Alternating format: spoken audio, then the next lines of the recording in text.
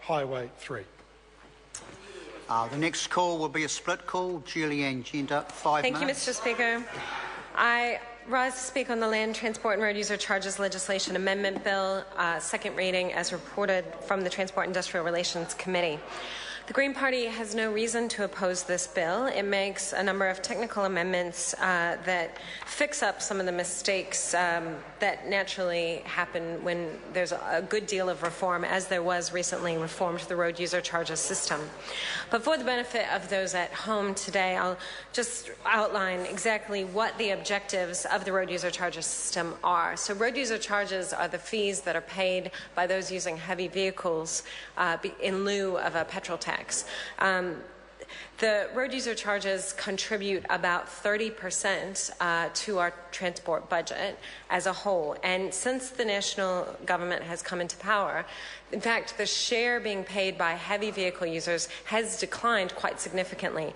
And the amount being paid by users of petrol cars through petrol tax has increased quite a bit. And so there's a greater portion of the transport budget being paid for by users of light vehicles, petrol vehicles, than of diesel.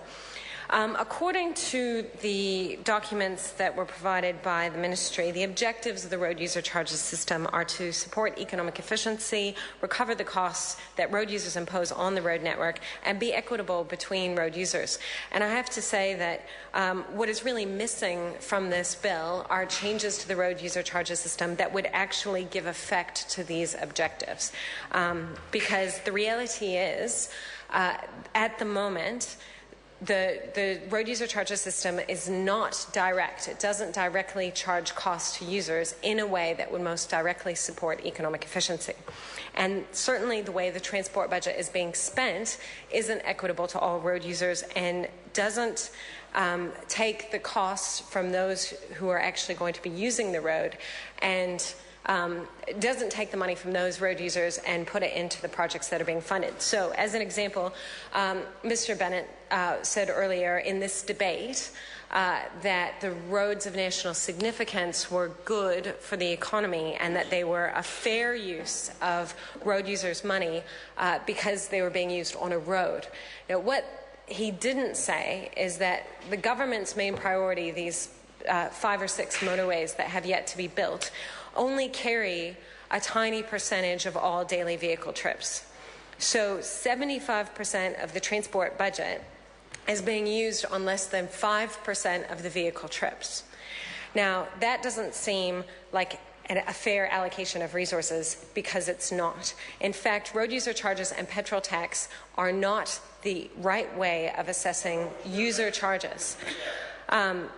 Basically, the way it works is the government sets its priorities based on what its election promises were because it wants to build some shiny infrastructure so that some people in a few smaller towns or rural areas will vote for them. And then they prioritize and put all the money into those projects, saying that they'll be good for the economy, even though they haven't done any economic analysis. Once the economic analysis shows that the projects are incredibly poor value, the government goes ahead and builds them anyway.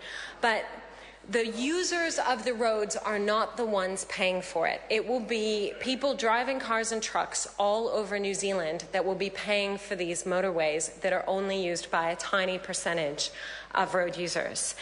And what's really sad about this is the lost opportunity, because if the transport budget was allocated in a way that got the most bang for its buck, it could reduce transport costs across the board in New Zealand, and it could improve choices for people so they had alternatives rather than having to rely on a car for all trips. Also, road freight users are actually massively disadvantaged by this system because most of the problems with peak congestion on our state highway network are caused by commuters who have no other better option other than taking the car. So it's the road freight that is paying, they're less than 5% of the vehicles on those roads at peak. Less than 5%. So we've got plenty of roads to move the freight that needs to move on our roads. The problem is the roads are congested with commuters because they don't have cost-effective alternatives for getting to work. And they have no choice but to pay because the government is going to put up the fuel taxes and road user charges to pay for the projects that it's building now.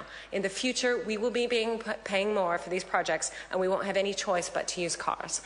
Mr. Speaker. I call Gareth Hughes. Thank you, Mr. Speaker. Kia ora, ngā mihi nui, kia koutou, kia ora. It's an absolute privilege to follow